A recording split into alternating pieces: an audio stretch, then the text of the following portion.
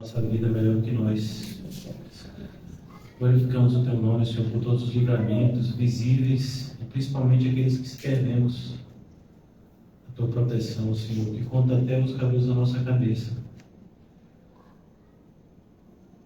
A nossa confiança, Senhor, nessa noite está no Teu amor por Ti, que é tão falho, mas no Teu amor por nós. Ajuda-nos a Te amar mais, Senhor, a demonstrar mais, a nos entregar mais. Livra-nos daquilo que ainda tem nos atrapalhado, Senhor, em ter um relacionamento justo, fiel e amoroso contigo. Manifesta a Tua glória, Senhor, no nosso meio nessa noite, falando conosco aquilo que necessitamos ouvir. É o crescimento espiritual que almejamos. Ajuda-nos a discernir melhor, Senhor. Obrigado pela vida de Calmon e de Rita, Senhor. Continua enchendo de graça esses irmãos. Durante esse ano 2024, tanto se dedicaram para que esse nosso encontro sempre acontecesse da ciência e ordem. Nos sentimos tão bem quistos toda segunda-feira aqui, Senhor. Obrigado, Senhor. Ajuda-nos a estarmos sempre desejosos de estar aqui, Senhor. Não estejamos aqui como por obrigação, mas pelo contrário, por amor. Apresentamos mais uma vez, Senhor, essa comunidade Cosme Farias. Ajuda-nos a tocar o coração dessas pessoas. A mensagem do Teu Santíssimo Evangelho. E ajuda-nos também, Senhor, a dar um testemunho condizente com aquilo que professamos crer.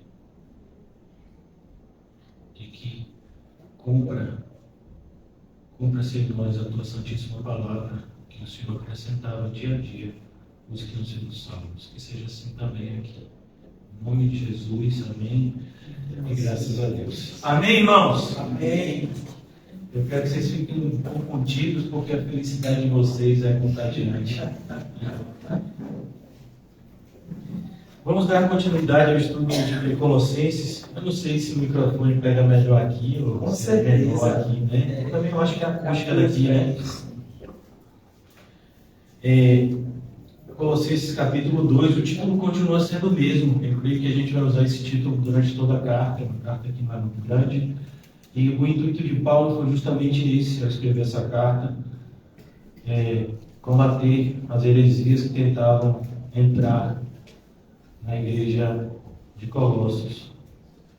E vemos isso hoje de forma muito clara. Infelizmente, não as heresias que querem entrar, mas as heresias que já entraram. Muitas heresias sequer são identificadas na nossa geração como heresias.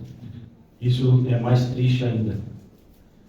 É interessante como você tem que convencer os evangélicos que uma heresia é heresia, né? Deveria ser o contrário, mas faz parte daquilo que o Senhor Jesus já havia anunciado, da multiplicação da maldade. Isso tudo, o objetivo é esfriar o nosso coração.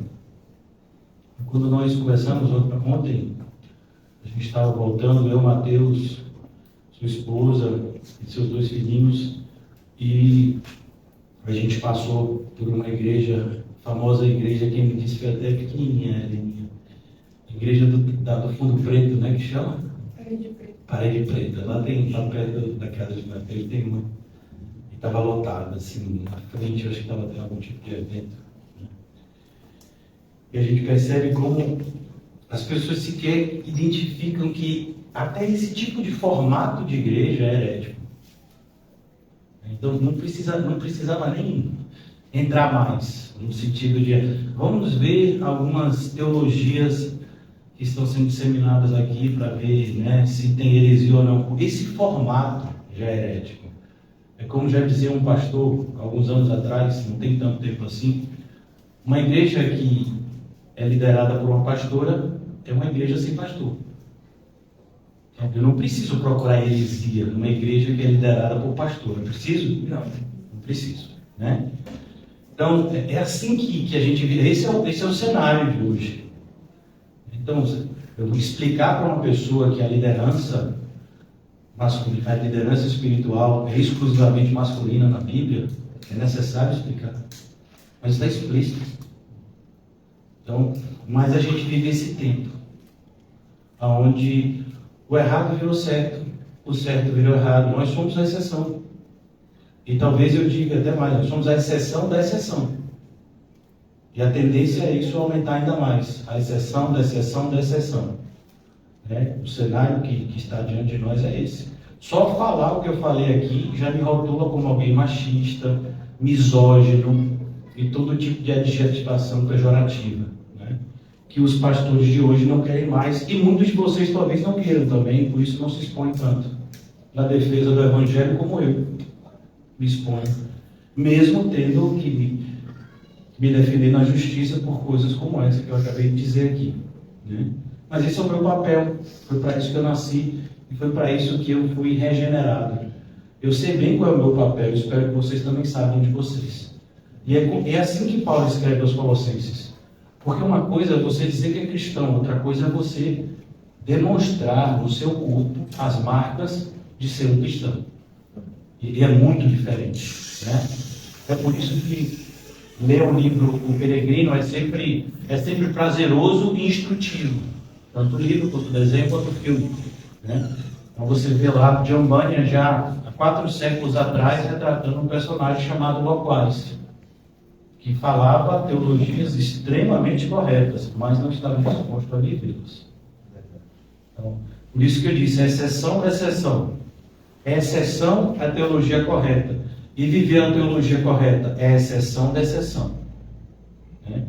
É mais fácil você achar uma agulha no palheiro do que você encontrar uma igreja bíblica com pessoas que querem viver biblicamente.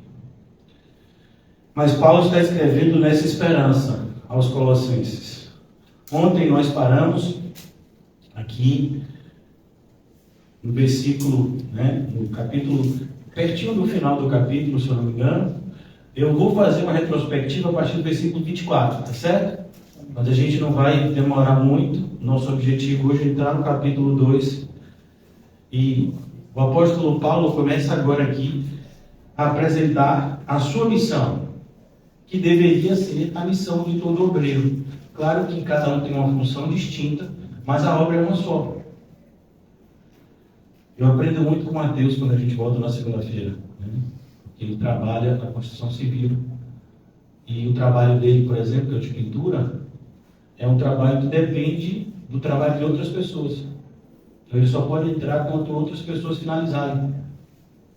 Outras pessoas vão ter que colocar hidráulica, elétrica. Ele me explicou que tem negócio de drywall agora, Aí massa, a parte dele é a parte final de pintura. Ele só pode entrar quando essas outras partes estiverem prontas. Veja como há uma codependência. E na igreja não é diferente. Veja, eu cheguei aqui para pregar e já estava preparado. Foi mágica? Alguém preparou. Você acha que esse banheiro está cheirosinho? Isso é mágica, eu acredito. É um banheiro como esse, ficar com um aroma agradável como estava, como foi agora, deve ser mágica da irmã Rita. Então, todo um preparo. Irmãos trabalhando desde ontem, se eu não me engano, para trazer coisas que seriam usadas aqui na igreja lá no Alto das Pombas. Isso é igreja. E muitas vezes a gente não fala isso. Mas Deus sabe disso. Então, o que cada um de vocês fazem, que cada um de vocês fazem na cooperação, na administração do Evangelho, para a propagação do Evangelho, Deus sabe, irmãos. E isso deve ser motivo de alegria para cada um de vocês que contribui e tristeza para quem não faz nada. Que realmente só tristeza para quem não faz nada. Agora me regozijo, versículo 24, agora me regozijo nos meus sofrimentos por vós. E preencho o que resta nas aflições de Cristo, na minha carne, a favor do seu corpo, que é a igreja. Veja como é maravilhoso sofrer pela igreja de Cristo. Paulo diz, eu me regozijo nos meus sofrimentos por vós. Veja, quando você sofre pela igreja, você está sofrendo por Cristo.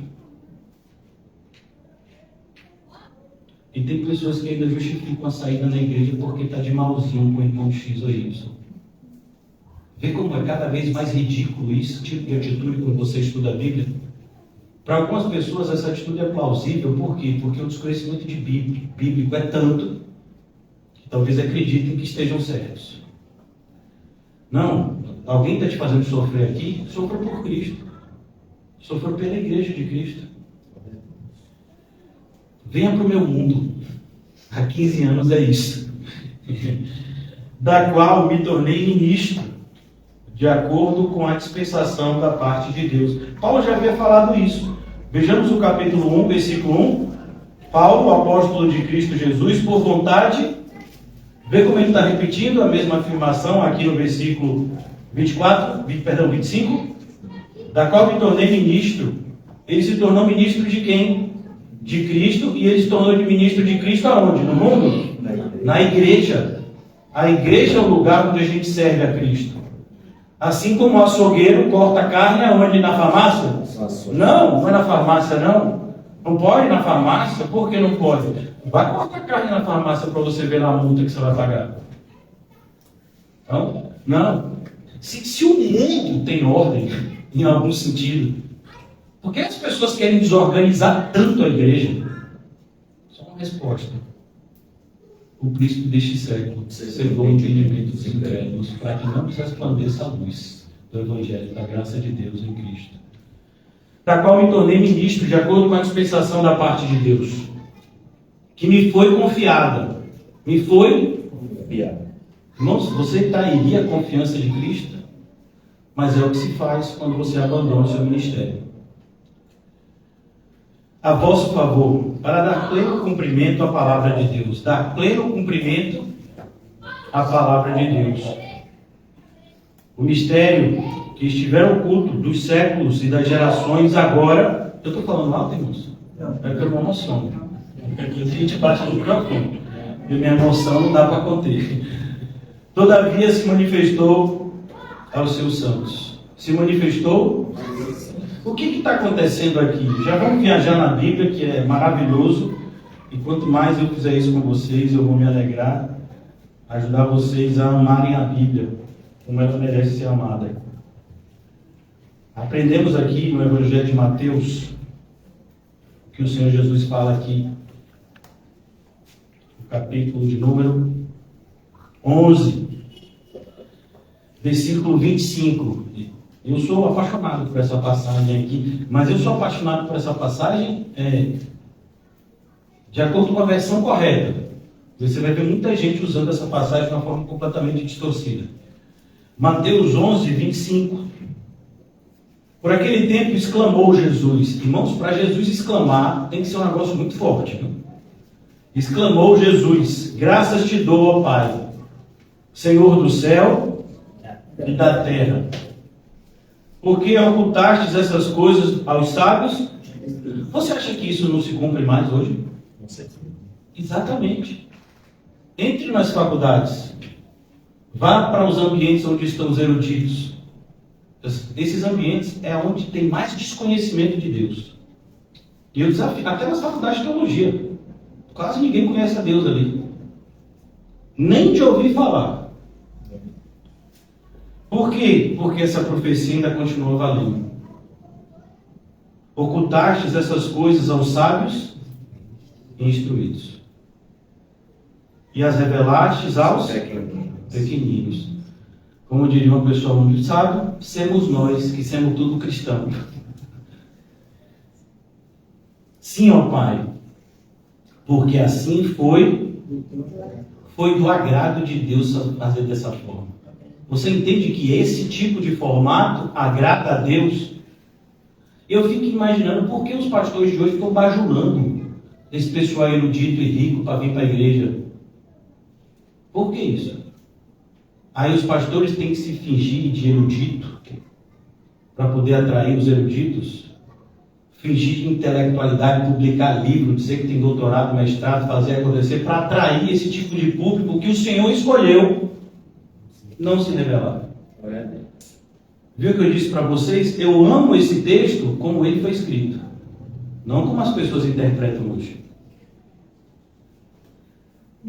porque assim foi do teu agrado. Meu irmão, vou ensinar para vocês uma coisa que eu já ensinei várias vezes. Leia a Bíblia devagar, sem pressa.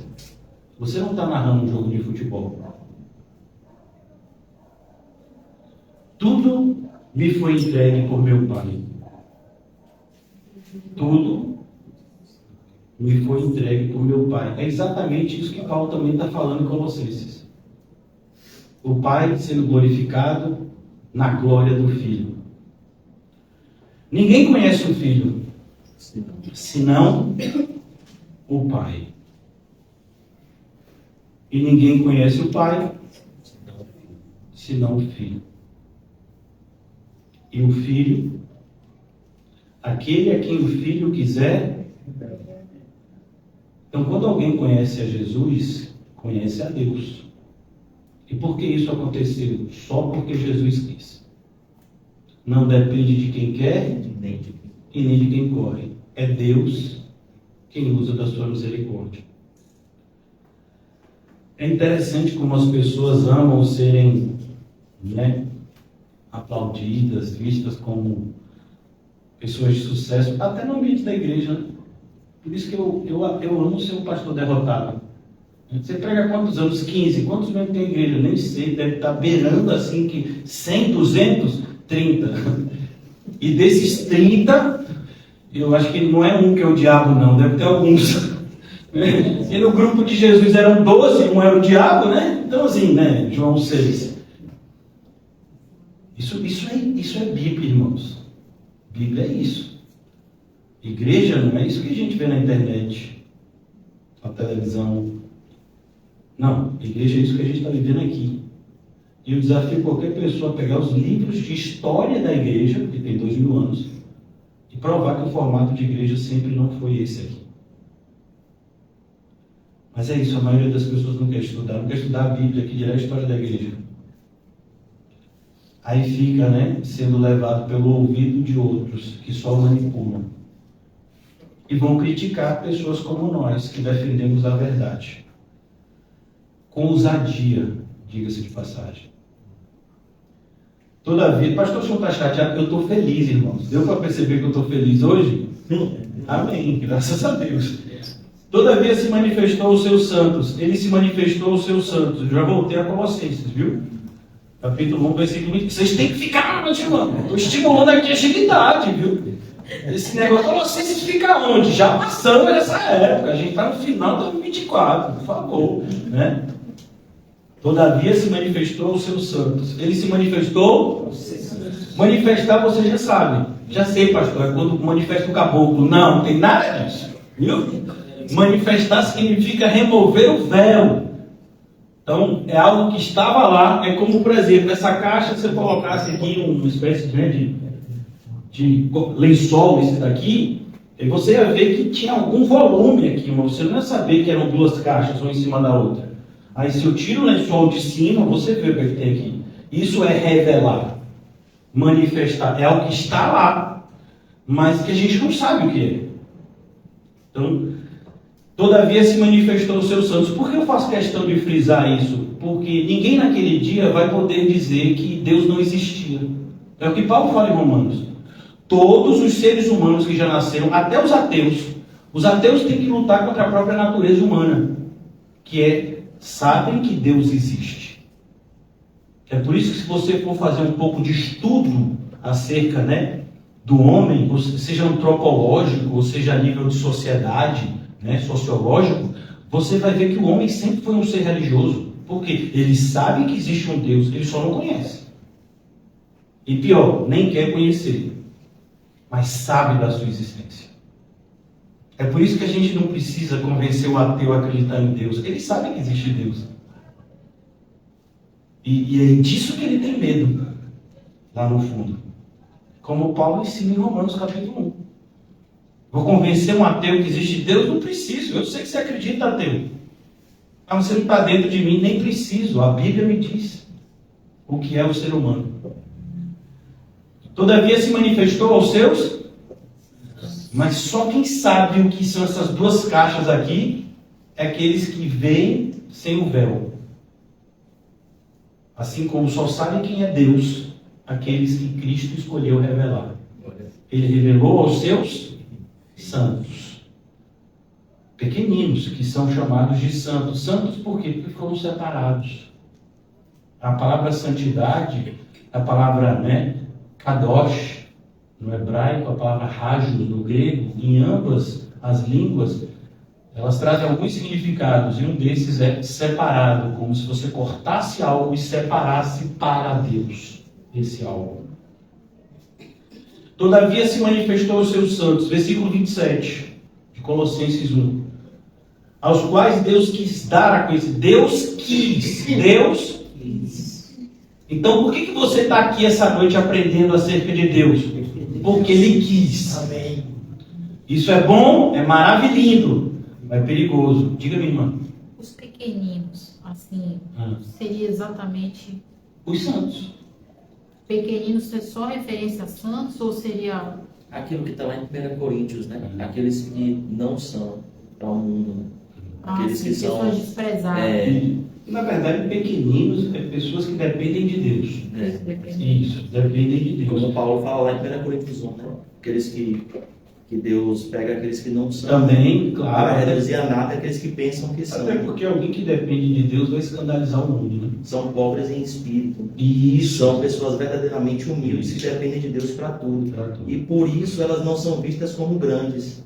Elas são, pelos homens, muitas vezes, rejeitadas e menosprezadas, como Davi, né? Quando Samuel foi ungido, o novo rei. Amém. Ele achou que era todos os filhos, menos Davi. Menos Davi. E o próprio pai de Davi tinha esquecido dele. É verdade. Mas ele era o eleito, né? O pequenino de Deus. Sempre assim, sempre assim. Isso aí. Todavia se manifestou os seus santos, seus pequeninos, aos quais Deus quis dar. Ele quis dar a conhecer. O que eu quero frisar quando eu falo isso é que é sempre a iniciativa de Deus. Porque é comum você ouvir igrejas diferentes da nossa, que é a maioria, que pessoas dizendo, eu estava buscando a Deus. Estava não. Você podia estar buscando um Deus que você criou na sua mente, mas o verdadeiro você nunca buscaria. Você fugiria dele. Então, mas é comum você ouvir isso. Pessoas que dizem, né, que trouxeram pessoas para a igreja porque pelo seu esforço pessoal. Você veio para a igreja por causa do meu joelho. Nem o UFC. Você dá uma joelhada, a pessoa paga e ela acorda na igreja, né? Não, nem assim. Então, cuidado. Tudo é iniciativa, porque não tem espaço para a glória de homem aqui. A gente é glorificado, na verdade, na glória de Deus em Cristo. Por quê? Porque estamos em Cristo. E aquilo que glorifica a Cristo também, em certa medida, é glória para nós. Mas não deveríamos, de forma alguma, né, almejar esse tipo, né, de glória. São os homens do mundo que fazem isso, os filhos de Nimrod. Os quais Deus quis conhecer, qual seja a riqueza da glória deste mistério entre os gentios. Viu que eu li bem devagarzinho? Eu estou aprendendo com as professoras das crianças. Quanto mais devagarzinho, melhor a absorção do conhecimento. É meio como a gente estivesse comendo, sentindo a comida, sabe? Vai comendo devagarzinho, as papilas gustativas vão absorvendo o sabor. Deus quis dar a conhecer qual seja a riqueza da glória deste mistério. Veja que era um mistério e, infelizmente, para a grande maioria permanece sendo um mistério. Entre os gentios, principalmente, que são aqueles que nunca tiveram nenhum tipo de notícia acerca do Deus de Israel. Isso é o gentio. Então, o que era o gentio na Bíblia?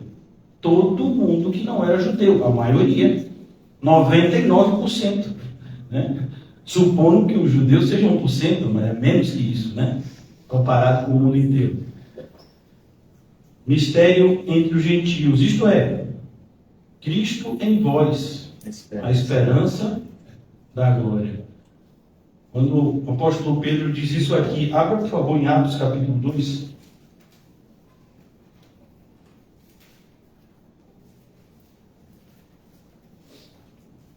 Atos capítulo 2. O apóstolo Pedro, ele faz o primeiro sermão da igreja, e então ele diz as seguintes palavras na parte final do sermão.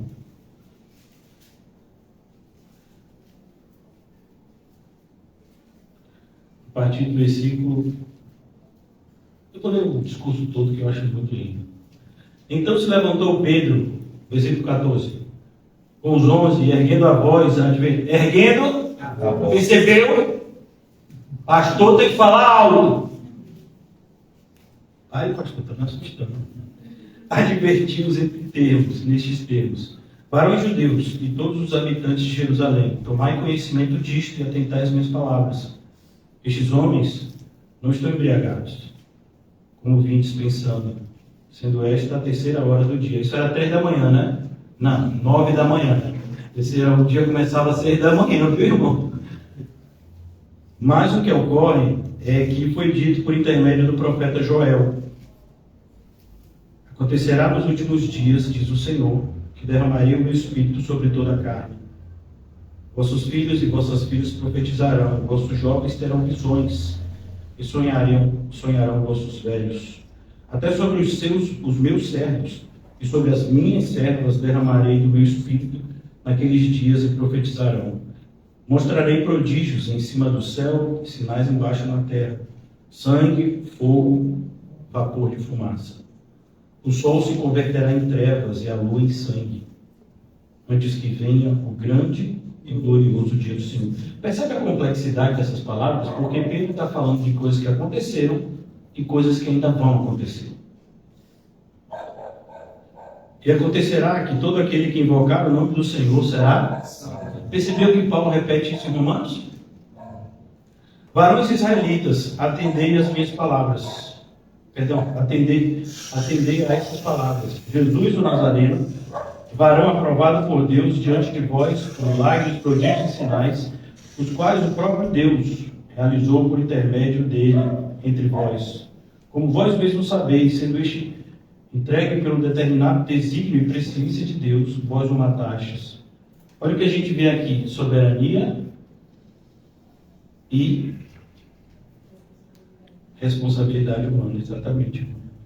Crucificando por mãos de iníquos, ao qual, porém, Deus ressuscitou, rompendo os grilhões da morte, porquanto não era possível fosse ele tido por ela. Porque a respeito dele diz Davi: diante de mim via sempre o Senhor, porque está à minha direita, para que eu não seja abalado. Por isso se alegrou o meu coração e a minha língua exultou. Além disto também a minha própria carne repousará em esperança, porque não deixarás a minha alma para a morte, nem permitirás que o teu santo seja corrompido.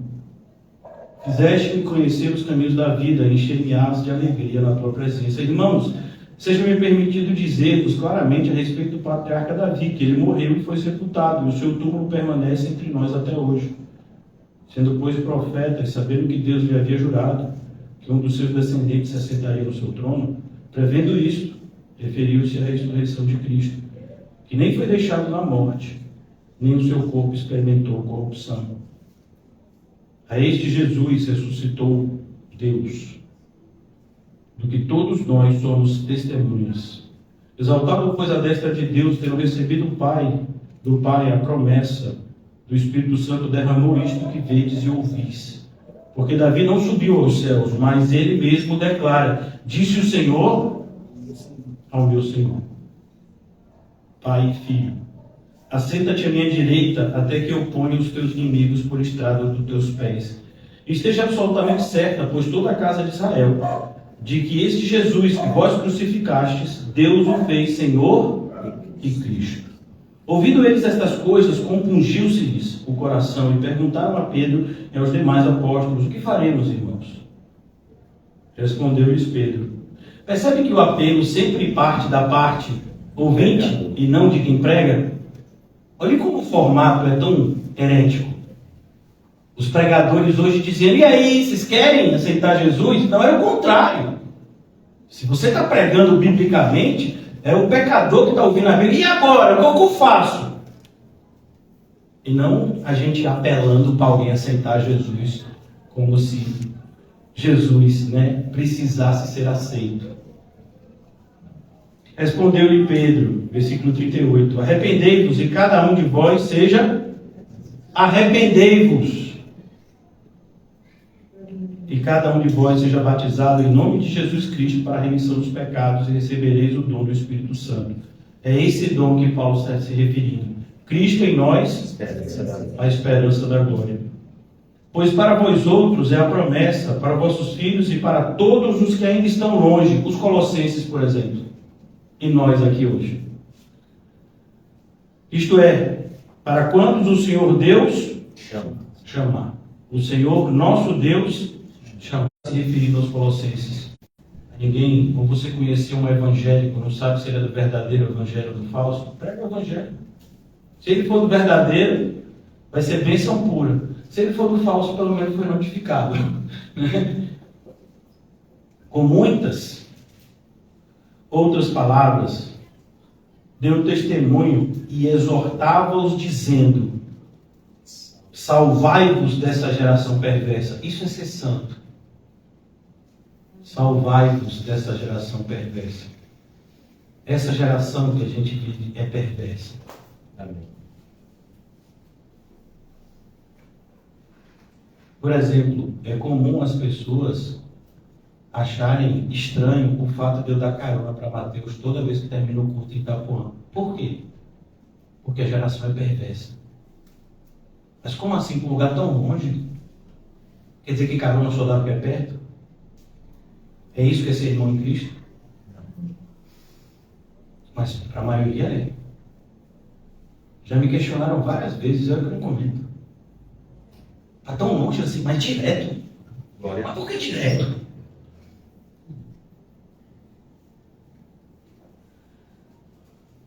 Porque a geração que a gente vive é perversa. Parentes de vocês questionavam a adoração do culto. Mas se vocês ficarem até 5 da manhã numa festa bebendo, ninguém diz nada. Porque essa geração é perversa. Se você gastar todo o seu salário numa bet, ninguém te diz nada. Se você der o dízimo, querem te interditar. Porque essa geração é perversa. Pessoas não se preocupam nem um pouco com a sua alma, mas querem falar mal do pastor que se preocupa para você. Porque essa geração é perversa. O triste é que muitos não reconhecem isso. A perversidade da geração que a gente está inserido. Disseram para mim que eu tinha que largar tudo hoje e encontrar com minha filha no interior para minha própria segurança. Ela está fazendo 15 anos hoje. Senão eu não vou fazer isso. Ela sabe que eu a amo. Não por causa de um dia, mas por causa de tudo que eu fiz durante os 15 anos que ela existe. Eu não preciso provar isso para a justiça nem para ninguém. Deus já sabe o que eu fiz. E para mim é suficiente. Porque essa geração é perversa. A maioria dos conselhos que vocês ouvem são de pessoas dessa geração perversa. E vocês ouvem. E vocês dão ouvido. Por isso, cuidado, preste atenção no que Pedro está dizendo aqui. Ele está dizendo para crente. Para pessoas que queriam se arrepender e serem salvas. Salvai-vos dessa geração perversa. Pedro sabia o significado do verbo salvar, porque ele tinha pedido para Jesus salvar ele, lembra? Quando ele estava se afogando. Salva-me, Senhor! Ele entendia o significado desse verbo. Você já viu alguém se afogando? Tudo que essa pessoa quer é respirar. Você nunca desejará oxigênio mais do que uma pessoa que está se afogando. É por isso que a maioria de nós nem valoriza o oxigênio. Porque nunca senti muita falta dele. Quando eu tive o Covid, eu comecei a valorizar mais o oxigênio. Eu puxava o ar e o pulmão não conseguia absorver. Então, salvar-vos dessa geração perversa significa você desejar tanto a Cristo, tanto a Cristo, tanto a Cristo, que parece para todo mundo que você só deseja Cristo e mais nada nem ninguém. Viu como a gente está distante? Então que eles aceitaram a palavra, foram batizados, havendo um acréscimo naquele dia de quase... Você acha que foram 3 mil pessoas que ouviram. Olha, segundo os historiadores, nessa época, costumava Jerusalém a receber 300 mil convidados. As festividades judaicas, vocês sabem, eram 3 as festividades oficiais, Pentecostes uma delas. Os judeus de toda a parte do mundo vinham adorar em Israel, em Jerusalém, no templo. Aí você diz, mas 3 mil é muita gente para 300 mil? É 1%, irmão. Veja como a gente sempre faz os cálculos errados. E aqui, até aqui, esse é o número de toda a igreja do mundo. Quase 3 mil. E parece que hoje em dia os evangélicos se tornaram idólatras de número. Igreja boa é igreja que tem muita gente. Se tiver mais, quanto mais gente, quer dizer que é melhor ainda. É mesmo. A probabilidade de uma falsa igreja é grande. Só pelo fato de ter muita gente. Vamos analisar outros aspectos, mas só esse fato já acende um alerta. Porque nunca foi assim. Nunca foi assim. Mas a maioria das pessoas não sabe. E nem quer saber. Vamos voltar para Colossenses? Afinal de contas, eu só tenho até 8h40 para pregar. Já estamos quase lá. Colossenses, capítulo 1. Já no finalzinho. Colossenses 1. Cristo em vós, a esperança. Entendeu? É isso, é o Espírito Santo vindo como promessa. Jesus já havia dito. O próprio João Batista fala, eu batizo vocês com água, mas aquele que vem após mim é tão maior do que eu não sou digno de desatar as suas sandálias. Ele vos batizará com o Espírito Santo. É isso que Jesus faz até hoje. Ele concede do seu Espírito Santo àqueles que são seus. Versículo 28. O qual nós anunciamos. Nós, veja, nós é um grupo limitado. Nós não é todo mundo. Perceba, nós não é eles. Vocês estudaram pronomes na escola? Então você tem nós e você tem... Percebe que quando você usa nós, você está se incluindo? E quando você usa eles, você não está incluído? Nós. A maioria das pessoas prega como se fosse eles. Não olhe para mim, olhe para Cristo. Olhe para eles do passado. Nós.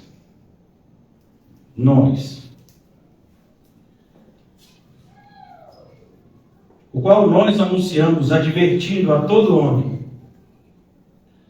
E aqui inclui todo homem, crente e não crente. E ensinando a todo homem a sabedoria,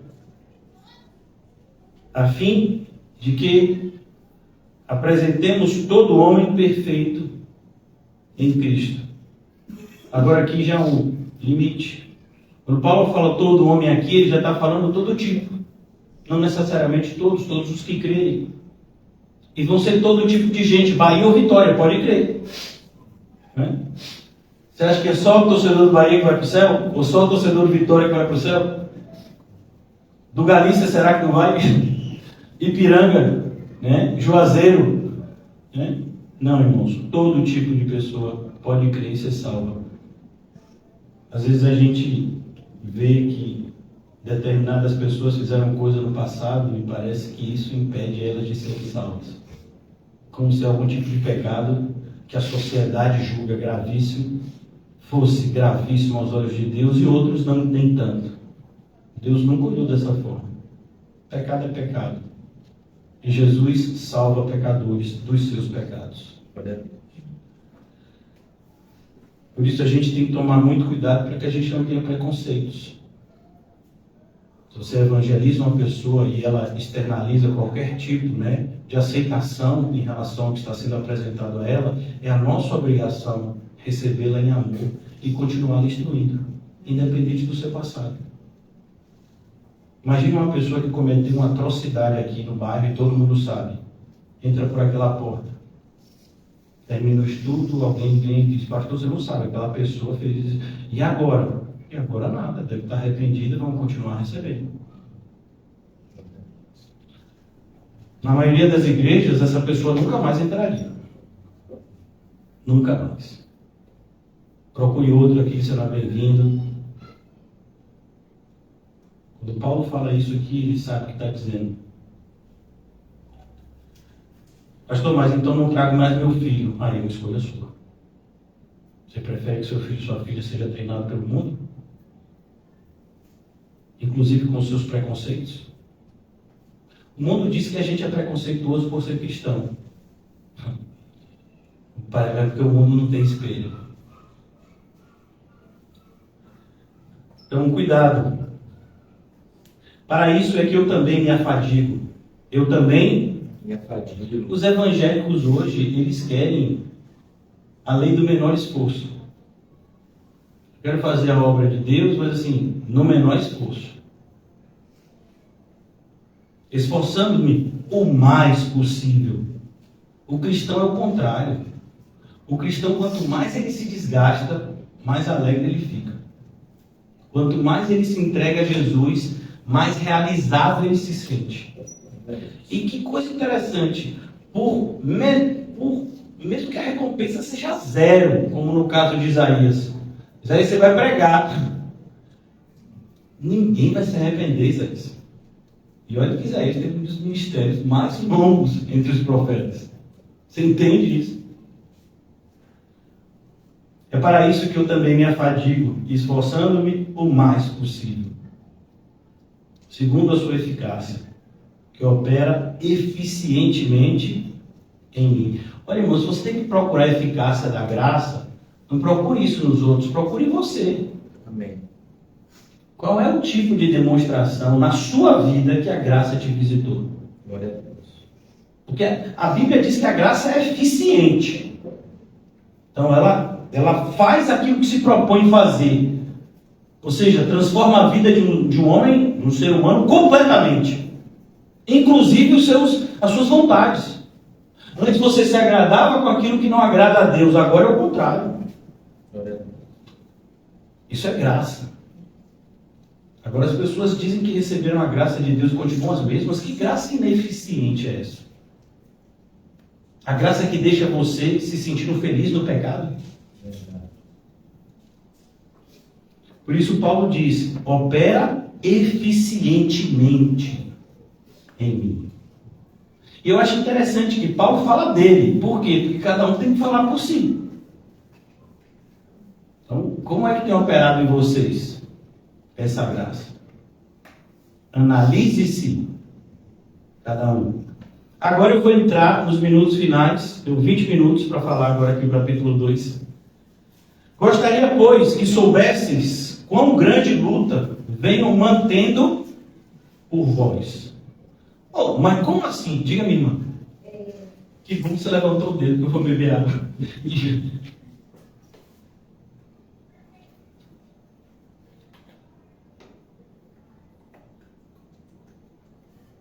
Estou ouvindo. Versículo 29. 29? Não. Para isso é que eu também me afadigo, esforçando-me o mais possível, segundo a sua eficácia, que opera eficiente em mim. O apóstolo Paulo está falando como a graça mudou a vida dele e fez dele um obreiro aprovado. Esse combate é um serviço e também contra o pecado. Estão interligados. Eu jamais posso prestar um serviço ao Senhor à altura do que Ele me exige se eu viver em pecado. Entende? Mas o que Paulo está falando especificamente aqui não é tanto em relação ao pecado, mas em relação ao serviço. Mas entendendo que isso que você falou está perfeito, porque está ligado. Se você está vivendo em pecado, você não vai conseguir servir a Deus do jeito que você precisa servir, e isso vai ser visível. Porque existe algo que se chama autoridade espiritual. E a autoridade espiritual, ela é espiritual. Ela vem de Deus. E as pessoas que são espirituais, elas discernem Aqueles que são, daqueles que não são.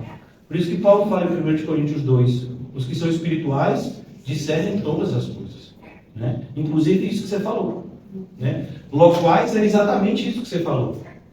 Ele falava como alguém que recebeu a graça, como alguém que conhecia a graça, mas cristão, logo que viu, sabia que ele não vivia a graça, porque ele vivia em pecado. E que ele desencaminharia as pessoas com um testemunho que não era coerente com o que ele falava. Perfeito, é isso daí. E ele já viu que esperança estava sendo atraído. Atraído. E não atraído logo para dizer, mas atraído para andar junto. Isso, para andar junto. E as más companhias. Isso. Qual é o perigo? Porque essa convivência vai fazer com que a pessoa pense dessa forma. Né? Lembra um irmão da igreja que foi pintar na casa de uma pessoa, e aí parece que quando estava pintando, a pessoa sentou na cadeira, abriu uma lata de cerveja e disse: quer muito meu irmão? Foi algum irmão da igreja? Eu sei que foi você, eu sei. Eu estou só brincando. E aí, imagine uma pessoa dessa, aí o irmão via essa pessoa pregando na igreja, e aí viu essa pessoa dando esse testemunho. De repente ele estava assim em casa. Né? No dia que ele estivesse bem difícil, rapaz, aquela cervejinha não é pecado. Isso. Ainda mais uma grade, eu gosto de uma grade em casa.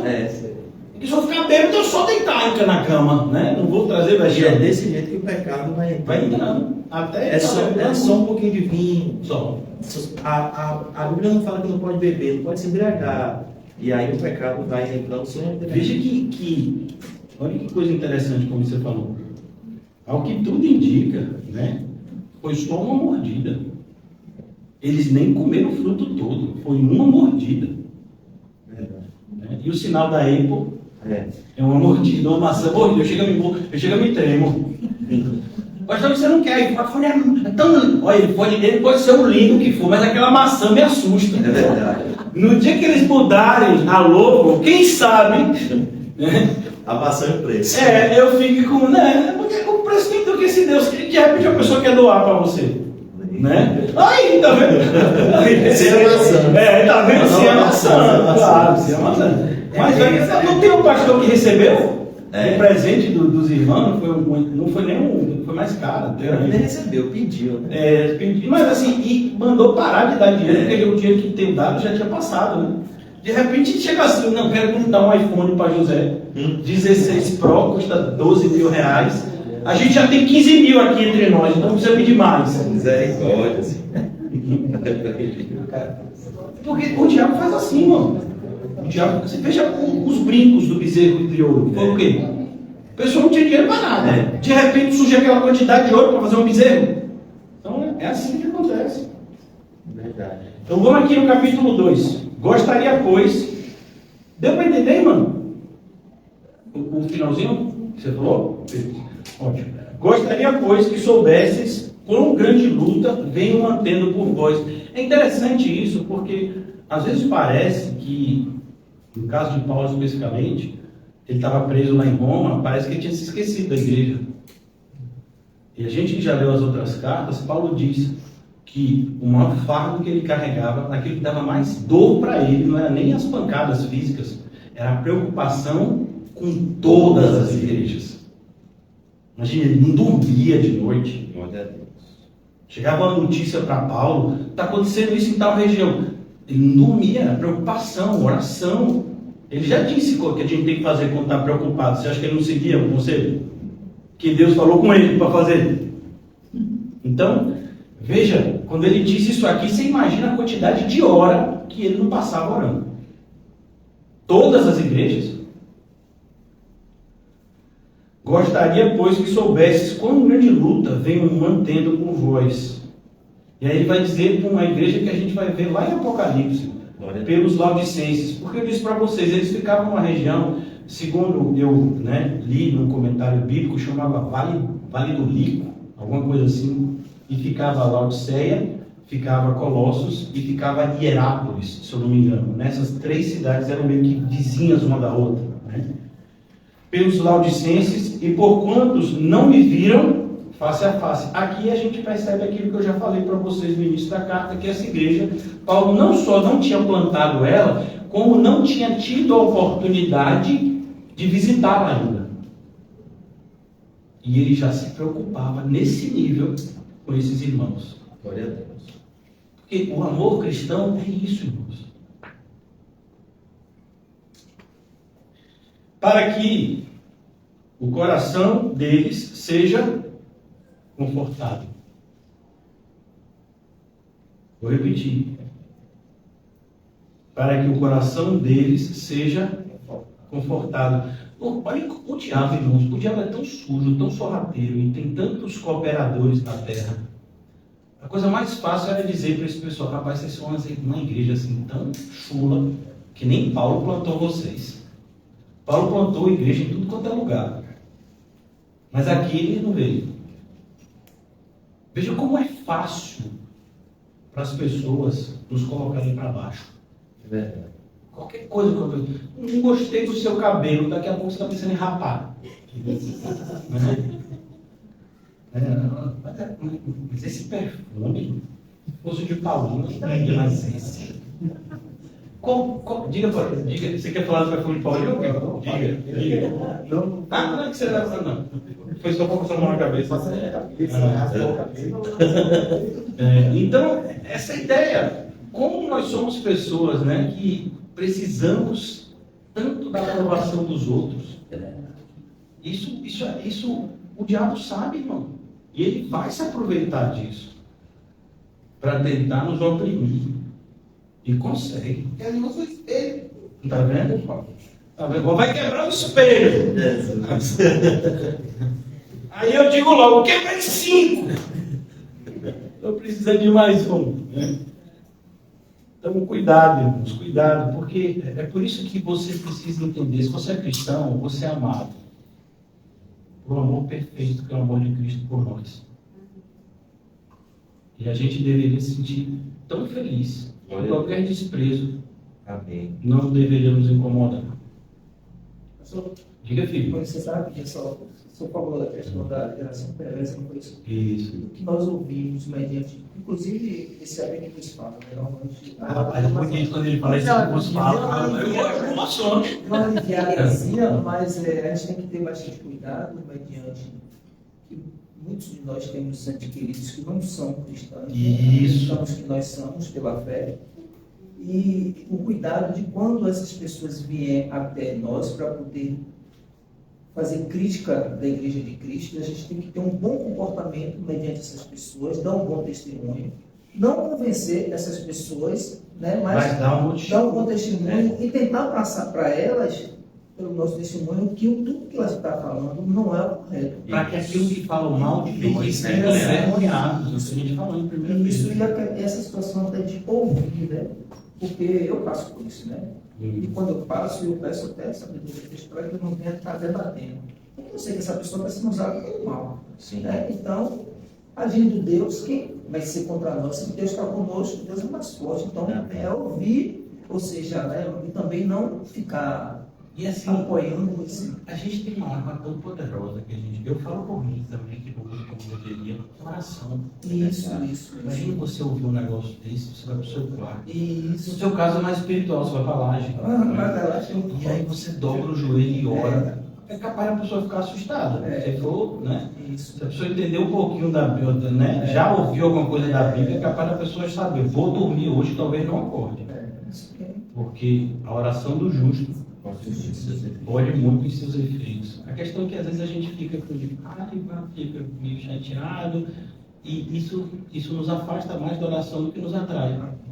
E a gente não consegue orar de coração sujo. Antes do coração se sujar, a gente vem logo orar. É a melhor coisa que a gente poderia fazer. Mas eu estou dando um conselho para você que eu quero seguir. Não, eu preciso disso. Porque não é fácil. Não é fácil. A gente fala, mas não é fácil.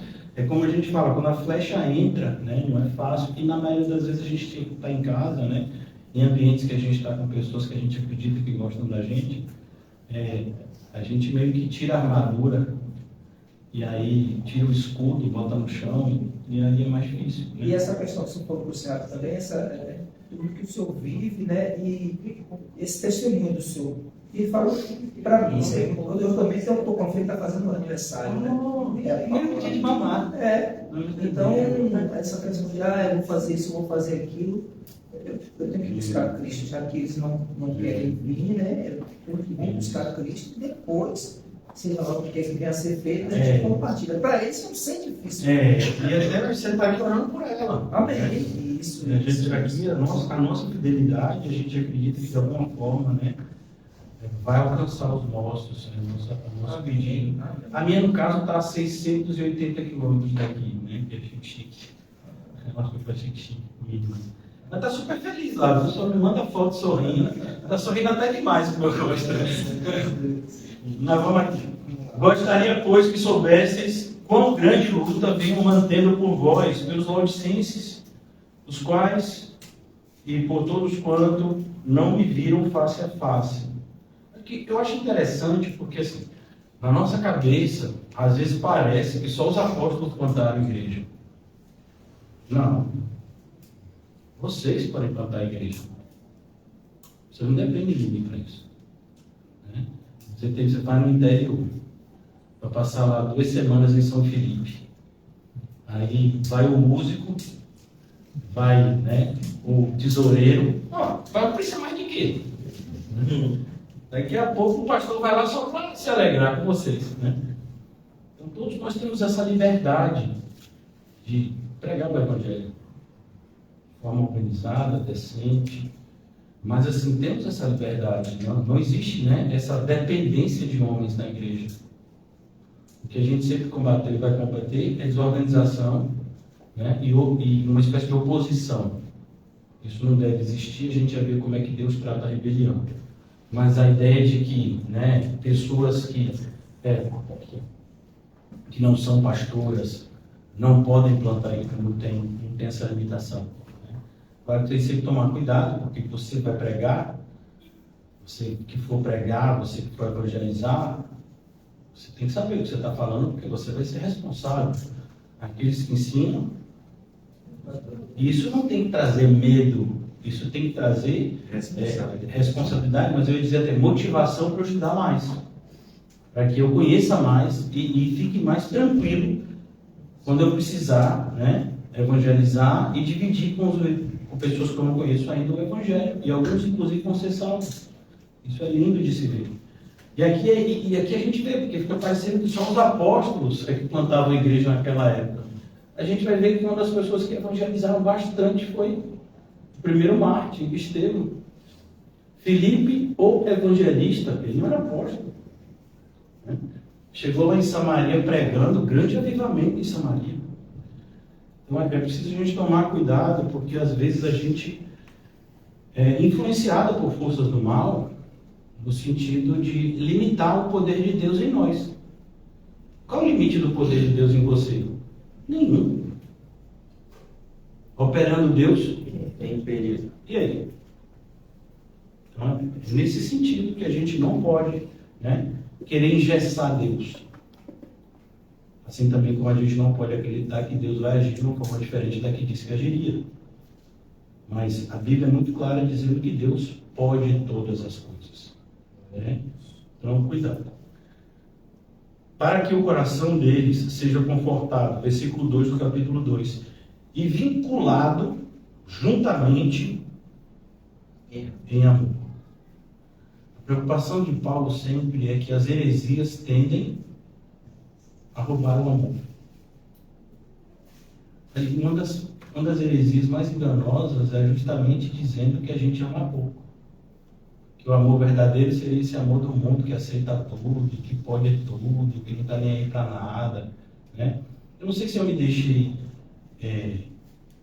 assim, claro ontem, quando eu falei daquela questão do avião. Que a mulher ficou super famosa, a mulher que ensinou para a criancinha. Mas eu vi o culto ontem todo de novo. Fiquei no quarto quase 2 horas quando eu cheguei em casa. Aí minha irmã de vocês também. Ela disse, menino, vamos almoçar todo mundo? Eu não como, né, irmão? E aí eu disse, não, estou estudando aqui. Aí continuei estudando, fiquei ouvindo o culto. E aí vi que eu tinha dito exatamente isso, né? Essa essa questão que viralizou, dessa moça que disse não. E aí já mudou tanto o cenário que a mãe da menina disse que não foi ela que filmou, que tirou a foto, que teria sido uma outra passageira, que achou ruim aquilo, né? Mas a grande questão, assim, vamos lá, a gente é cristão, certo? Então, eu estou na janela, uma criança que está na janela, eu saio. Eu sou crente. Eu sou cristão, meu filho, minha filha, que não tem mais idade para isso, porque a mais nova fez 15 hoje, mas imagine que fosse um bebezinho, quer sentar na janela, eu nem peço. Por quê? Porque eu sou cristão. Então, assim, está todo mundo errado ali, do ponto de vista cristão. As irmãs estão atentas aqui porque vão viajar. Então, a gente tá, a criança quer sentar na janela, é claro que eu deixo. A criança me mata, sim, o problema é da mãe. Eu sou cristão, me pediu. Se fosse o pai da criança, eu também saía. Né? O primo distante da criança quer ficar perto também, todo mundo, também saio, sem problema. Né? Por quê? Porque eu sou cristão. Diga. E a nossa justiça não é a justiça do mundo. Isso, não é do mundo. Então, assim, é o fato do cristão. O cristão é aquele que renuncia. Amém. Então, que testemunho é esse? Como o Paulinho está falando de testemunho. Não, eu fiz ali para a lição. Que criança mimada, não tem vez aqui comigo, eu sou crente. Não, você não acredita. Mas nem passou na porta. Né? Então é isso. Está todo mundo errado ali. Todo mundo, até quem tirou a foto. Mas ainda, né? Que está mexendo com a imagem alheia. Isso é crime, inclusive. Então, se eu não falei isso ontem, eu queria falar isso hoje para ficar bem entendido. O cristão pode sentar aqui, viu? Quer que eu fique em pé? Eu também brinco, né? Depois vai ter problema, porque na hora da lição eu vou ter que sentar em algum lugar. E me amarrar em algum lugar. Né? Mas o cristão é aquele que abre mão.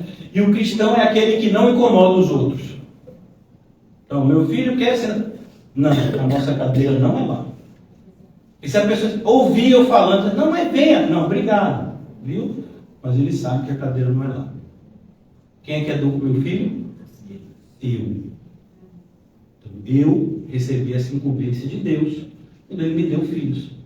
Eu tenho que educá-los. Não é a escola, não é a sociedade, sou eu. Eu é que tenho que impor os limites. E no meu caso, aceitar as consequências vindas da justiça, inclusive. Nem todo pai vai ter a oportunidade de passar o que eu passo. Pela graça de Deus, sou muito feliz. Então, aqui ele diz, versículo 2, para que... Alguma dúvida? Alguém falou alguma coisa? Para que o coração deles seja confortado e vinculado juntamente em amor. E eles tenham toda a riqueza da forte convicção do entendimento. Veja que Paulo está tentando exagerar. Por quê? Porque mesmo a gente exagerando no poder de Deus, é pouco. Ele diz assim, Deus segura o universo inteiro com a mão. É pouco ainda. Glória a Deus. Eu vejo aquelas fotos. Deus está com a terra inteira na palma da mão. Aí é menos que pouco, né? Então, ele criou todo o universo. Todo. Então, cuidado para a gente não diminuir Deus. Para ele caber numa garrafinha como o gênio da lâmpada. Por isso que Paulo aqui ele traz isso, né? Meio que um exagero. Mas não é exagero. É para ver se a nossa mente abre. E eles têm toda a riqueza da forte convicção do entendimento. O que é convicção do entendimento? É certeza do que você crê. Sabe? Não tem esse negócio. Você crê, daqui a pouco a pessoa te diz, mas será, mano, que foi desse jeito? Tem uns crentes de hoje que não pode ver Jurassic World. E já fica desconfiado da Arca de Noé. Por quê? Mas como assim tem dinossauro? Não vi dinossauro na Arca de Noé, então você não sabe, eu não sei não. Eu estou aí para dinossauro. Você acha que eu estou ligando para dinossauro? Eu desconfio da existência dos dinossauros. Para mim, a Bíblia... Mas a Bíblia escolheu não falar dos dinossauros. Tudo bem. Estou nem aí por dinossauros. Minha questão é a Bíblia. O dinossauro não me salva. Quem me salva é Jesus. Mas eu vou tocar meu Jesus para um dinossauro. Uma vez uma pessoa veio falar comigo, eu tenho muita dificuldade de acreditar na Bíblia pelos dinossauros. Eu falei, é sério, meu senhor? Eu só vai para o inferno pelos dinossauros. Rapaz, vai gostar de dinossauro assim no inferno mesmo, viu? Porque não tenho dificuldade nenhuma de esquecer deles. Aqui ele diz, e para que fique bem claro, irmãos, assim, não estou dizendo que eles não existiram. Estou dizendo que a existência deles não muda em nada o que a Bíblia ensina para a gente acerca de Deus. Até porque a gente não tem condição de saber todas as coisas. O ser humano se acha, né? Uma garrafa de 5 litros. Irmão, a gente não é nem um copo de cafezinho. Então a gente acha que pode absorver aquele conhecimento. Vá fazer para você ficar louco. A gente não consegue absorver a quantidade de conhecimento que as pessoas querem. E Deus sabe disso, por isso que Ele limitou a revelação, né, naquilo que seria extremamente importante para nós. Mas tem muito mais a se saber. Olha, até os evangelhos. O que está lá escrito no Evangelho de João? Jesus fez muito mais coisas, que não ia ter livro suficiente para uma pessoa escrever. Mas aí Ele teve misericórdia da gente, que com 4 evangelhos tem crente que ainda não sabe. E não sabe os evangelhos. Não estou nem falando das cartas. Só estou falando de Mateus, Marcos, Lucas e João. Irmão, aquilo dali, quando alguém falasse um versículo do Evangelho, você já devia saber onde estava lá, até na página da Bíblia. Mas só são 4 evangelhos, pelo amor de Deus. Meu filho vai estudar biologia, o livro que ele está estudando biologia é dessa grossura. E a gente não sabe, não sabe muito mesmo os 4 evangelhos. Olha, a Bíblia tem 66 livros. Assim, você saber mesmo os 4 evangelhos. Não sabe. Frustrante. Vamos mudar essa realidade. Amém. Em nome de Jesus. Então, vamos aqui. Juntamente em amor, versículo 2. E eles tenham toda a riqueza da forte convicção do entendimento, para compreenderem plenamente. O que é compreender plenamente? É compreender pela metade? Totalmente. Isso aí, totalmente. Então, Evangelho de João. Comigo. Pergunta o que quiser do Evangelho. O que é que você quer saber? Tem que ser um crente, tem que ser assim, irmão. Sabe? Porque é aquilo que está lá. Se alguém disser capítulo 22 do Evangelho de João, ei, sério, para cima de mim, deve de ouro, vaso. Né? Então você tem que saber o que está escrito ali. Tem que saber onde é que está. Você é evangélico. Em nome de Jesus. É evangélico. Pelo menos evangélico em nome de Jesus. Olha como está diminuindo. Eu tinha pedido a Bíblia. Depois eu pedi para vocês conhecerem o Novo Testamento, né? Ô, irmão, só os 4 evangelhos. Faço o pastor feliz. Conheço os 4 evangelhos. Mas é de conhecer mesmo, de saber. Né? Sabe, você acordar de noite e recitar o Sermão do Monte. Decorado, né? Sonâmbulo. Bem-aventurado. Glória a Deus. Bem-aventurado. Só um. Só entra um. Não pode vir 2 senhores. Isso é sonâmbulo. Olha que coisa linda. Ajuda, pai. Pastor, pare de sonhar. Eu acredito no poder de Deus. Amém. Viu? Vocês vão beber água. Ó. Rapaz, não, essa água aqui não. Essa água aqui eu decidi de novo. Essa água aqui, ele Glória a Deus. Pastor, pai, você está me traumatizando, pastor. Agora tudo que eu ver, eu vou ver Bíblia. É isso que eu estou tentando fazer com você. Né? Então, você chega, senta na mesa, vê aquele prato de feijoada e chega, passa fome. Oh, Deus. Nem só de pão, mas de toda palavra. Aí você diz, amor, me perdoe, vou ali ler um pouquinho de versículo, daqui a pouco eu volto para comer. Oh, Deus, isso comigo. Aleluia! Pare, pastor. Pare. Eu estou me sentindo mal. E eu já vou concluir. Não. Tem que concluir. E que, versículo 2, plenamente, compreenderem plenamente o mistério de Deus. Qual é o mistério de Deus? Cristo. E para a gente não é mais. A palavra Cristo vem do hebraico Meshiach, Messias, eleito, escolhido. Cristo é o escolhido de Deus, que vem a se tornar o nosso Salvador. E depois a gente descobre que Ele também é Deus, quando isso nos é revelado. Versículo de número 3. Em quem todos os tesouros da sabedoria e do conhecimento estão. Irmão, você quer conhecer? Conheça Cristo. Aí te faz conhecer tudo que você precisa. Glória a Deus. Principalmente. Porque assim, é impossível você ter uma compreensão das cartas. Você não conhecia os evangelhos.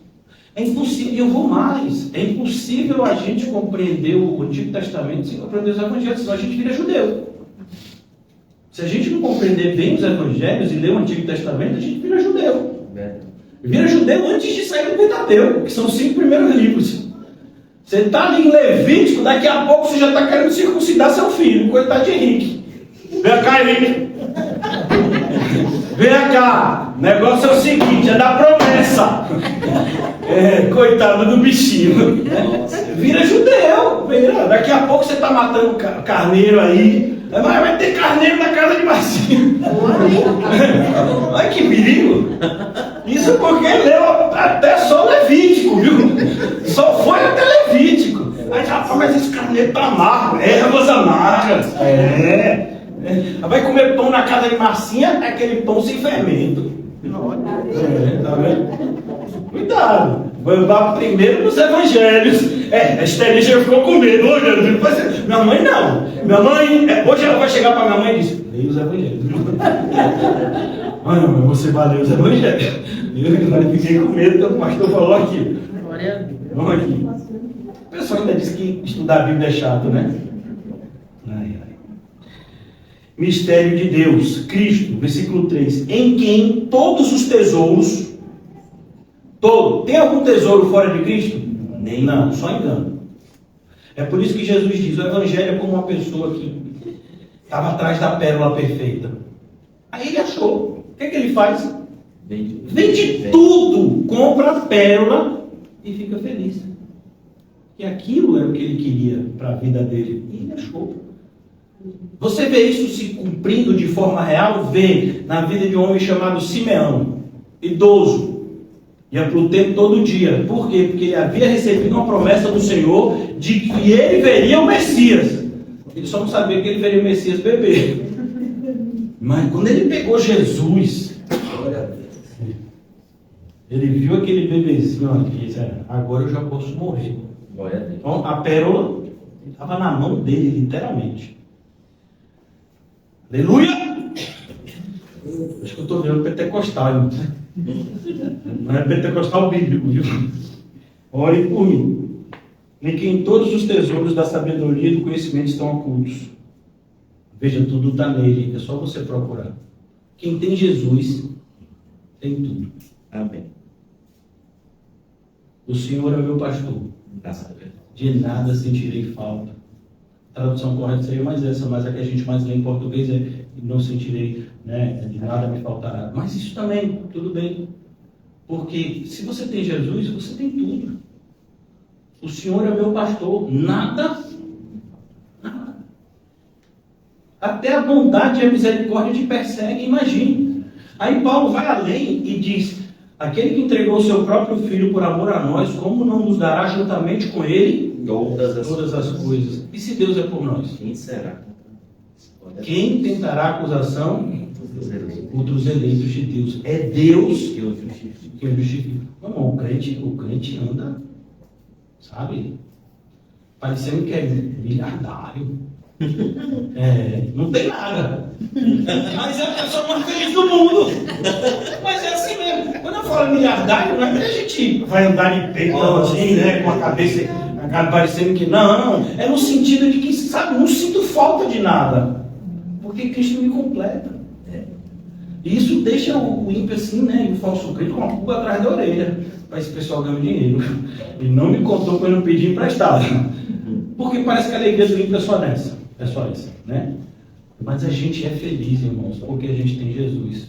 Só por isso, se você acha que Jesus é só, exatamente, tudo isso, né? Ele tem muito mais do que a gente, não é o que a gente precisa, ele tem muito mais do que a gente imagina. Você imaginar tudo que Jesus pode te dar, é pouco ainda. Glória a Deus. Com aquilo que efetivamente ele faz.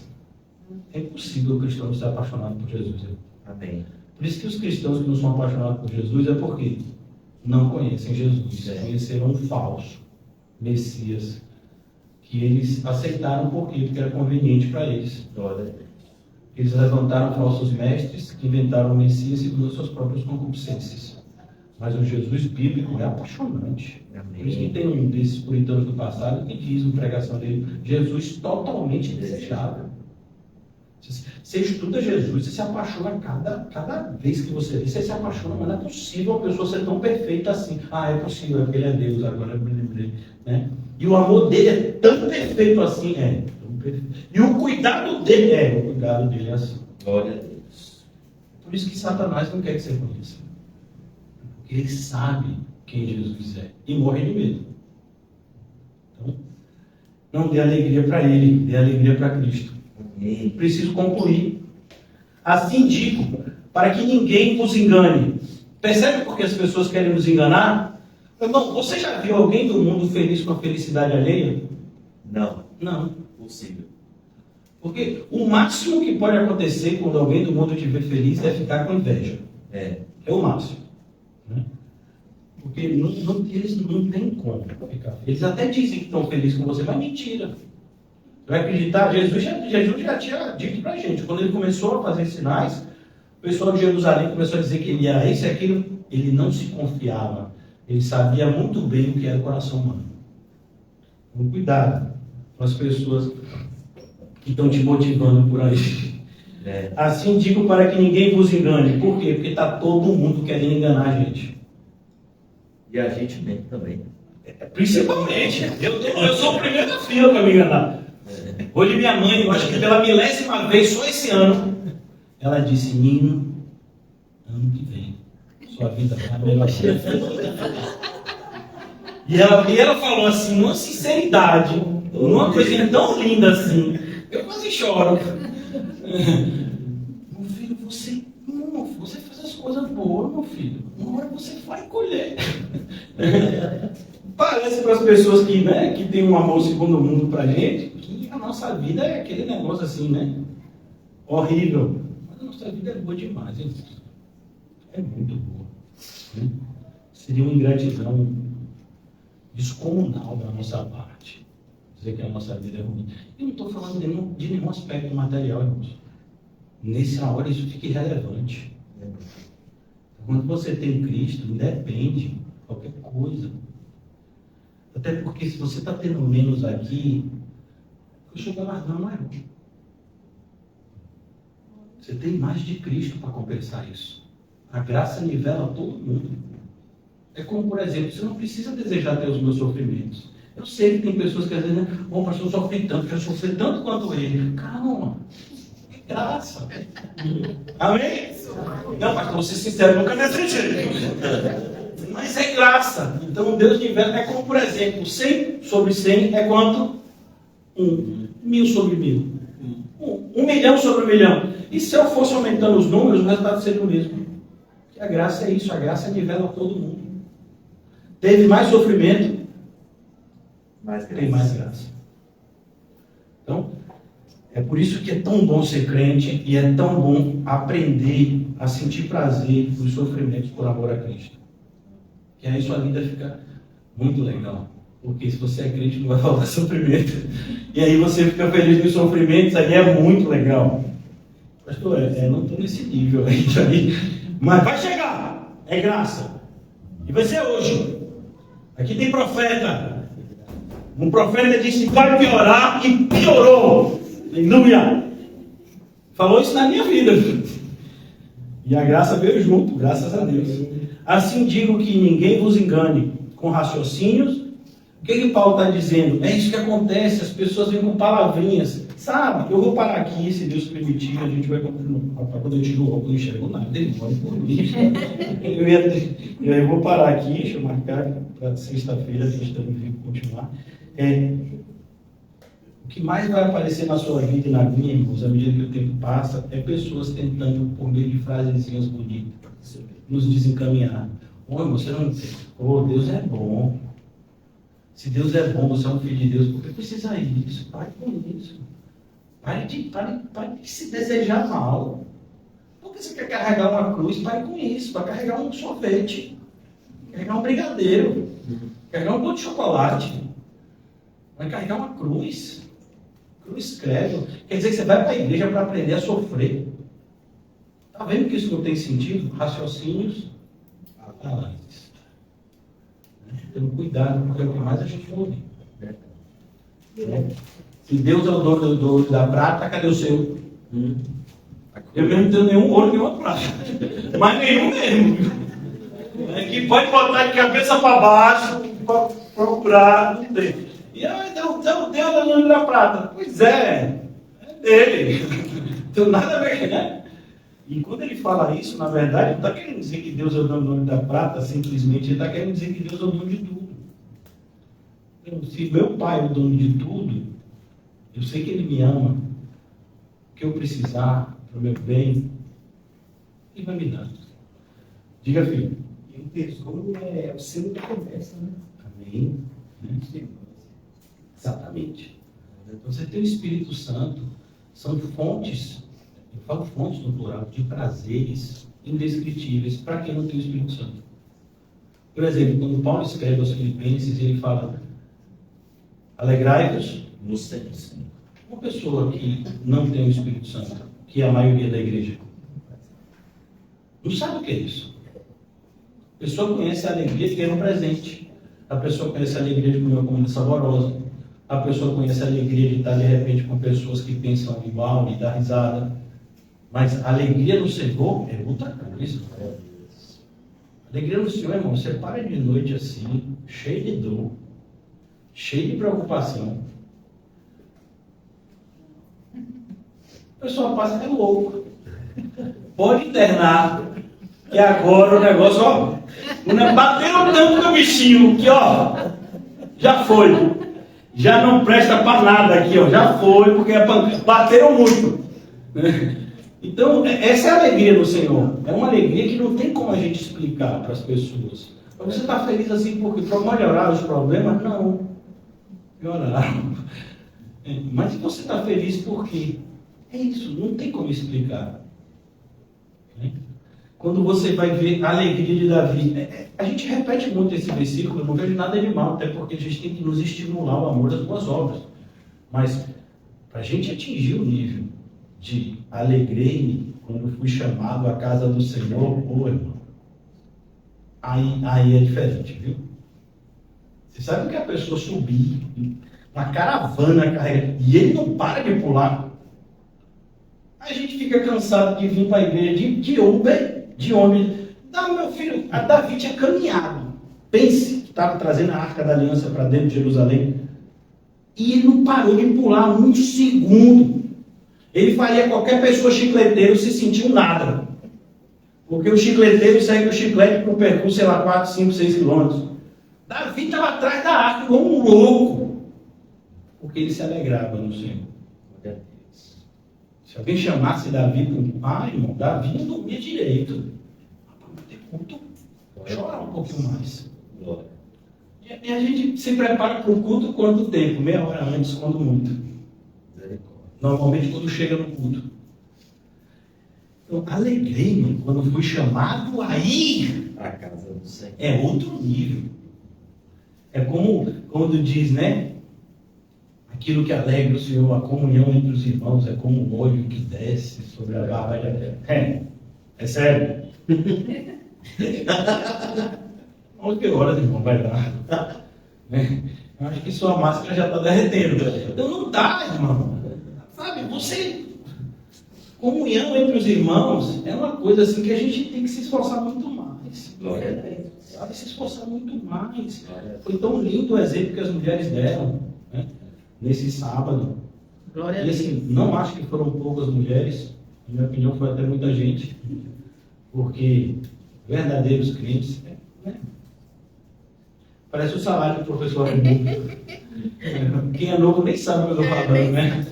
Eu escolhi o professor Raimundo, que passava de tarde há tanto tempo atrás, um comediante, né, que se dizia ateu. Quando ele morreu, disseram que o céu estava mais alegre. O céu!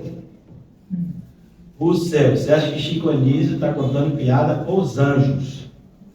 Meu filho, Nessa hora ele está vendo que todas as piadas dele eram sem graça. O rico, que vivia regaladamente, ele não vejo um sorriso dele no inferno. Então, cuidado, irmãos. Né? Cuidado, porque a Bíblia tem muitas promessas e também muitos alertas. A pessoa vai para o inferno porque quer. É o que a gente falou. Até do texto de Pedro, da pregação de Pedro em Atos 2, vemos ali a soberania de Deus e a responsabilidade do homem, como dois princípios bíblicos que andam lado a lado. Eles não estão em oposição, eles andam lado a lado. Ninguém naquele dia vai dizer, eu fui para o inferno porque Deus me mandou para lá. Não, você foi para o inferno porque você quis ir. Quantos avisos você recebeu? Quantos alertas? Então, eu fico imaginando, por exemplo, as pessoas que congregaram com a gente, saíram e de repente voltaram a assistir de novo os cultos. Por que não voltaram ainda? Chorando, arrependido como filho pródigo. Eu não sei, a parábola do filho pródigo, irmão, é uma das mais conhecidas. É difícil você encontrar um crente com um mês de igreja que não sabe dessa parábola. Mas parece que ninguém leu. Como foi que o menino voltou? Chorando, arrependido, não sou digno de ser chamado seu filho. Então o que impede as pessoas de voltarem? A falta de arrependimento. Mas parece que não. Né? Falta só um empurrãozinho. Desde quando arrependimento é um empurrãozinho? Nem um empurrãozão. Arrependimento, só Deus. É um dom. Só Ele dá. Então a gente tem que tomar muito cuidado, porque o nosso sentimento pelas pessoas só atrapalha. Sede sóbrios e bíblicos. Quando eu falo sentimento, irmãos, eu não estou incluindo o amor, porque o amor bíblico não é nenhum sentimento desses aí que nos vincula a fazer coisas erradas. Ninguém vai fazer algo errado porque tem um amor bíblico. Por favor, essa altura você já sabe. Então, quando eu falo é sentimento de, né? Primeiro, a gente não devia ter pena de ninguém, que a gente tem misericórdia e compaixão. Mas ver a pessoa como vítima, desde quando o ser humano é vítima? Nunca. Então é preciso que a gente tome muito cuidado, porque o nosso sentimentalismo mais atrapalha do que ajuda. Ou melhor, sempre atrapalha, nunca ajuda. Está vendo uma pessoa se comportando desse jeito? Vai orar por ela, para que Deus conceda arrependimento para a salvação. E como o irmão Paulinho deu um bom testemunho, um testemunho de firmeza. Saiu por quê? Não foi você que quis? As portas estão abertas. Está arrependido? Não, eu queria só conversar comigo. A Bíblia diz que eu tenho que ter muito cuidado com você. A gente diria uma coisa dessa? Não, porque a gente é mal educado. Não, a gente tem que ser bíblico. Me perdoe, mas assim, um falso irmão é muito perigoso. Se você realmente quer alguma coisa com Deus, eu vou me alegrar de ser seu irmão ou sua irmã. Mas se você não quer nada com Deus e está procurando alguma coisa comigo, você está procurando a pessoa errada. Essa é uma resposta cheia de amor. Essa é uma resposta que tem tanto amor que talvez o mundo não conheça. Então é preciso que a gente tenha essa postura. Eu estou falando isso porque está escrito aqui. Não é indireta não, pelo amor de Deus, até porque eu não tenho nem porquê. Mas é o que Paulo está dizendo. A gente tem essa compreensão, essa firmeza. Porque compreensão e firmeza, irmãos, não é algo que a gente vai ver aqui sentado. A gente aprende as coisas aqui, nesse formato. Mas é lá fora que a gente é tentado. É lá fora que a gente, melhor, que a gente é provado no que a gente aprendeu aqui.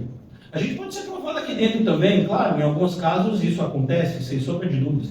Mas a maioria das vezes é lá. E a gente vai ter que ter essa convicção para ter uma postura que vai trazer desconforto até para a gente. Porque deixa eu lhe dizer, você acha que é fácil para mim dizer essas coisas que eu estou dizendo para vocês? Aconselharem? A pessoa te liga e você fala desse, você acha que é fácil para mim dizer isso? Ou fácil para mim fazer isso se isso acontecer? Vai ser tão difícil para mim quanto é para vocês. Mas é isso que é o certo. E a gente tem que ter essa convicção que Paulo falou aqui. para esses momentos quando eles chegarem. A gente está bem firme de como a gente tem que agir. Porque se a gente ficar esperando convicção lá, não vai vir, não. A convicção tem que começar aqui. Você tem que imaginar que coisas como essa e muitas outras vão surgir e que você precisa estar preparado. É como, por exemplo, uma pessoa que sai todo dia com guarda-chuva de casa. Várias vezes ele vai acertar. Por quê? Porque chove do nada, irmão.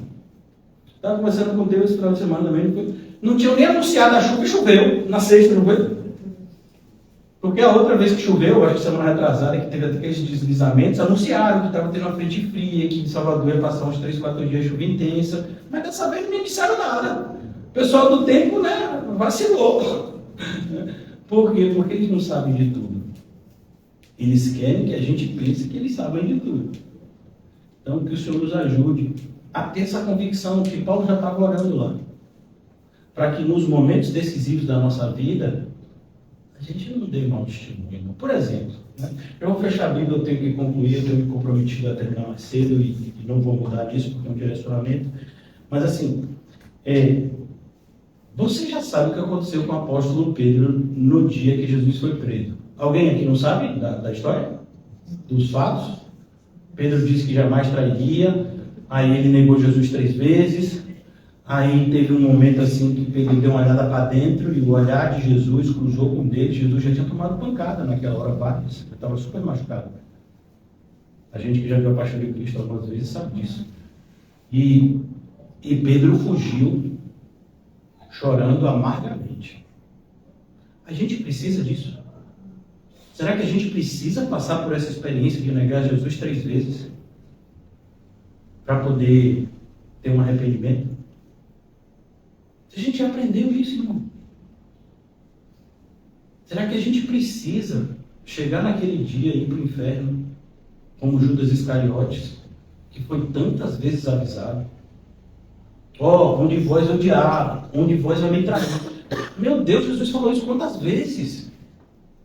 Na ceia, Jesus olhou para Judas e disse o que tem que fazer. Meu Deus, Judas caía nos pés de Jesus. Ali, Jesus, verdade, eu estava pensando isso aqui, me perdoa. E eu digo sem pestanejar, Jesus perdoaria na hora. Mas é aquilo, irmãos, o mesmo fogo que amolece a cera, endurece. Ele falou isso com o esposo, porque é isso, a pregação bíblica, ela é aroma de vida para alguns e cheiro de morte para outros. Então é preciso, irmãos, que a gente se responsabilize, principalmente pelo que a gente tem ouvido.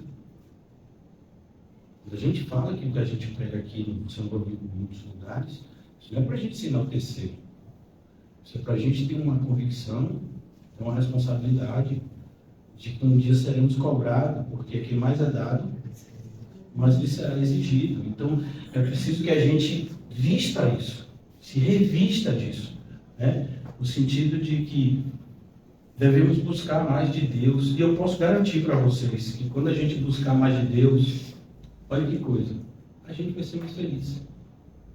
Veja que os principais atrapalhadores da nossa felicidade somos nós. Se a gente se entrega mais a Deus, se a gente se desapega mais das coisas do mundo, a gente vai ser mais feliz e não menos como o mundo tenta nos convencer. Então, que a gente dê mais crédito a Deus e menos ao mundo. Obrigado, Senhor, pelas palavras de hoje. Obrigado principalmente pela Tua presença no nosso meio, Senhor. Porque sem Ti, nada podemos fazer. Nós bem sabemos disso, Senhor. Como foi dito aqui no estudo pelos irmãos, somos os Teus pequeninos.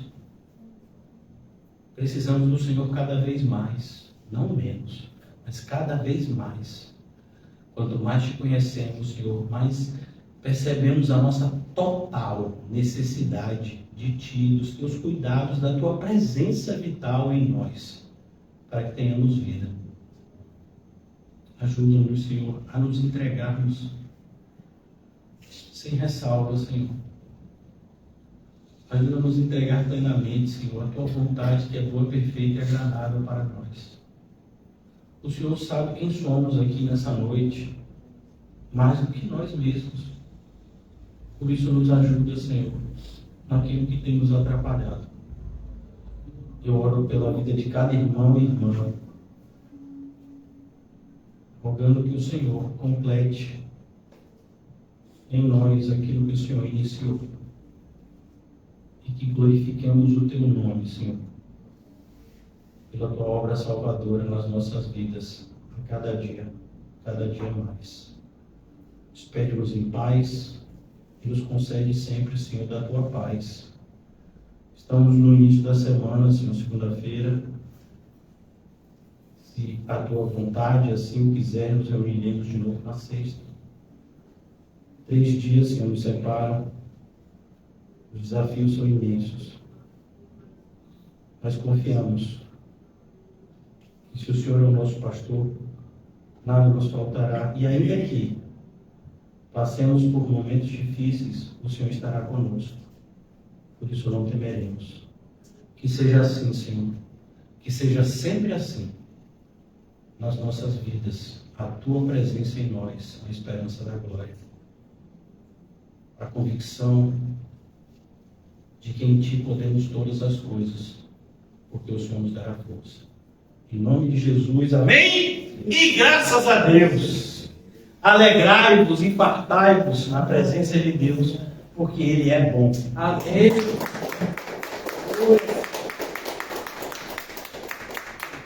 Pastor, essa parte final eu até gostei.